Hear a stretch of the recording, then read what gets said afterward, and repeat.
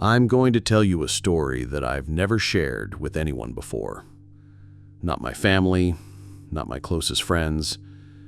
Hell, I can barely admit it to myself. But sitting here now, more than a year later, I realize that maybe sharing this will help someone else avoid the mistakes I made. Or maybe it'll just help me sleep a little better at night. My name is Sebastian, though my ex-wife used to call me Seb. And before you ask why I'm calling her my ex-wife, well, that's exactly what this story is about. How one phone call, one dying wish, and one terrible decision cost me everything I thought mattered. By the way, if you've ever been caught between compassion and loyalty, between doing what feels right and what is right, tell me in the comments. I read them all, and honestly, I need to know I'm not the only one who's been this lost. Let me take you back to the beginning. 3 years ago, I was married to the most incredible woman. We'd just moved to Australia for her job, a fresh start, a new chapter. I was 35, she was 30, and we were building something beautiful together. But there was this shadow in our relationship. Her name was Tanya. Tanya and I did it for 5 years before I met my wife. 5 years of what I thought was love, until I found out she'd been cheating on me for the last year of our relationship. It destroyed me. But here's the thing about heartbreak. Sometimes it makes you do stupid things, like trying to stay friends with the person who broke you. After we broke up, Tanya and I somehow became best friends. I know how that sounds. I know how it looked to my wife. But Tanya, she had mental health issues, no real family support system, and I guess I felt responsible for her somehow. She'd become like a sister to me. At least, that's what I told myself. My wife tried to be understanding. God, she tried so hard, but I could see it in her eyes sometimes. The way she'd tense up when Tanya called, the forced smile when I'd mention helping Tanya through another crisis. And Tanya, she never hid the fact that she was still in love with me. She'd even call my wife when she couldn't reach me, which I realize now was incredibly inappropriate. Then came the phone call that changed everything. It was a Tuesday morning in January. We'd been in Australia for just a few months, still getting settled. The phone rang, and I saw Tanya's name on the screen. Nothing unusual there. She called pretty regularly. But her voice. God, I'll never forget her voice that day. "Seb," she said, and I could hear she'd been crying. "I need to tell you something. Stage 4 breast cancer. Late stage. Maybe 9 months if she was lucky. Probably less." The words hit me like a physical blow. I'm not ashamed to admit I started crying right there on the phone. This woman, who'd been such a huge part of my life, who I'd watched grow from a scared 21-year-old into the complex person she had become, she was dying. My wife found me on the kitchen floor an hour later, still holding the phone. She didn't ask questions, just sat down next to me and held me while I cried. That's the kind of woman she was. That's what I threw away. Bitter pause. The next few weeks were a blur of phone calls.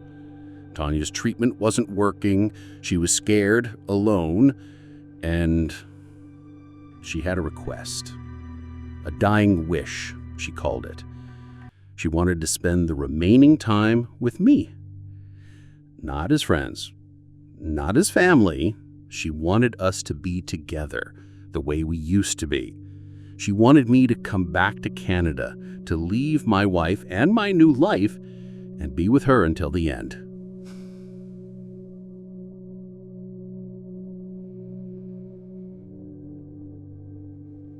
If you're still listening, you're exactly the kind of person I share these stories for. Hit subscribe so you don't miss the next one, because this gets so much worse before it gets better. I should have said no immediately. Any decent husband would have. But I was drowning in guilt and grief and some twisted sense of obligation. Tanya had been my first love, my first everything. She was dying, and she was asking me to give her this one last gift. I told myself I was being compassionate. I told myself it was just about being there for someone in their final months. But deep down, I knew what she really wanted. And if I'm being completely honest, part of me wanted it too.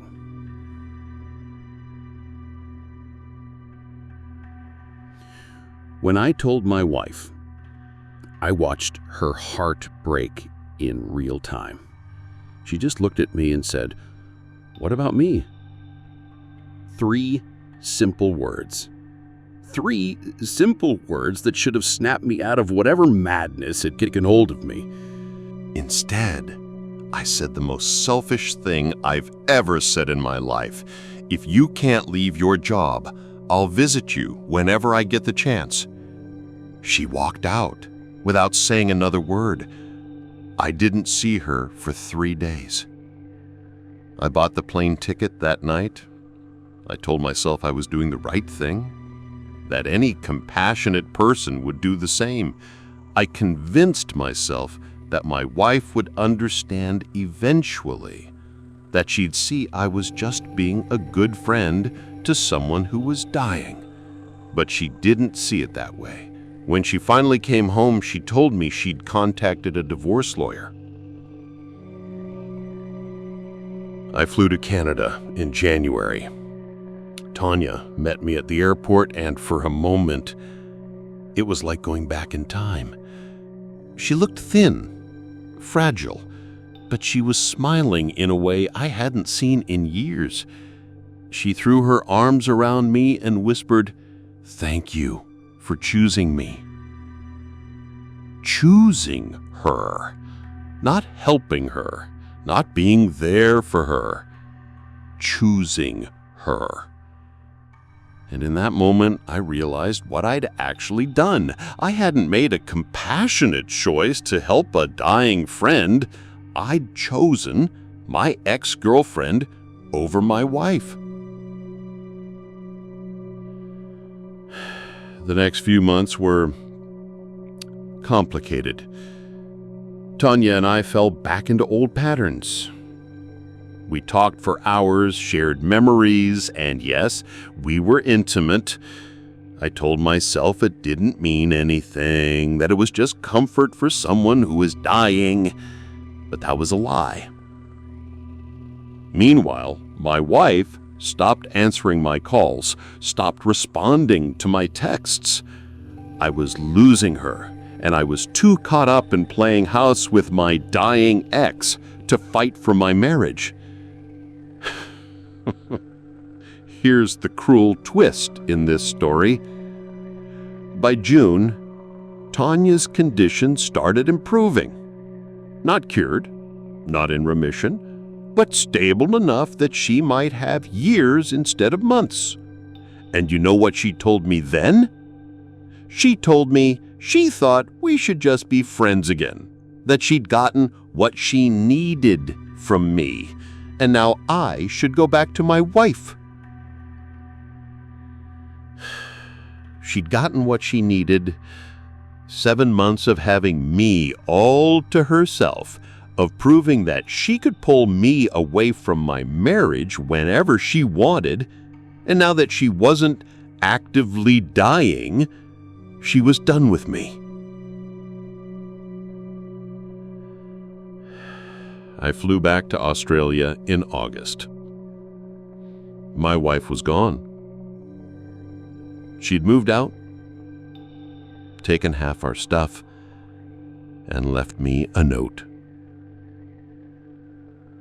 Just a few lines about how she deserved better than being someone's second choice.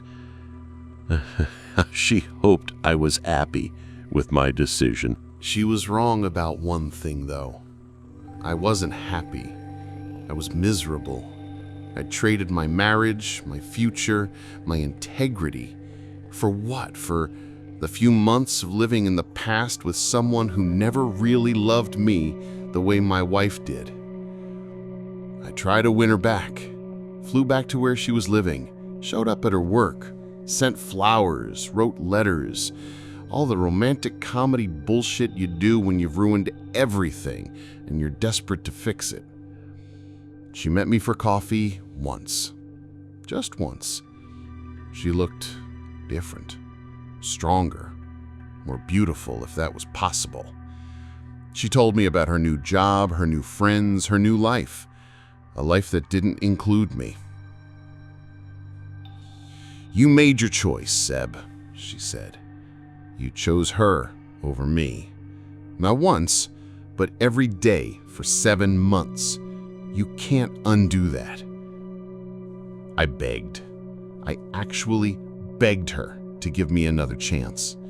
I told her about how Tanya had essentially discarded me, how I realized I'd made a terrible mistake, how much I loved and missed her. She looked at me with something that might have been pity and said, "I know you love me, Seb, but you don't respect me. If you did, you never would have left in the first place." That was 8 months ago. The divorce was finalized last month.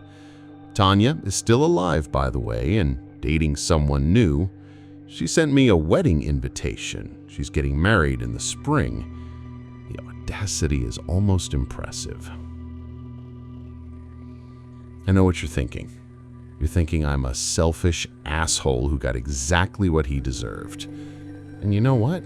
You're probably right. But here's what I learned from destroying my life. Love isn't just a feeling. It's choice. Every single day, you choose who matters most to you. And when someone is dying, when they're vulnerable and scared and asking for impossible things, that doesn't change your obligations to the people who chose to build a life with you. My wife was right. I didn't respect her. I treated her like a safety net, someone who would always be there while I played hero to my broken ex-girlfriend.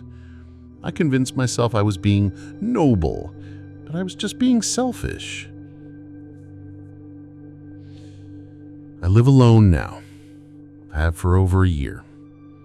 I think about reaching out to my ex-wife sometimes, just to see how she's doing. But I think I've caused her enough pain for one lifetime.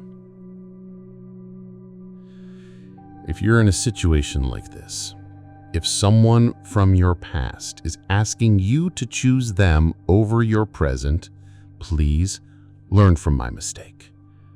Honor your commitments. Respect the person who chose to build a life with you, because once you break that trust, once you show them they're not your priority, you can't take it back. I thought I was being compassionate. Instead, I was just being a coward who couldn't say no to the past, and it cost me my future. If this story made you think, if it reminded you to appreciate what you have, or helped you see a situation more clearly, give it a thumbs up and share it. It helps more than you know, and maybe, just maybe, it'll save someone else from making the same mistake I did. Thanks for listening. Take care of the people who choose you every single day.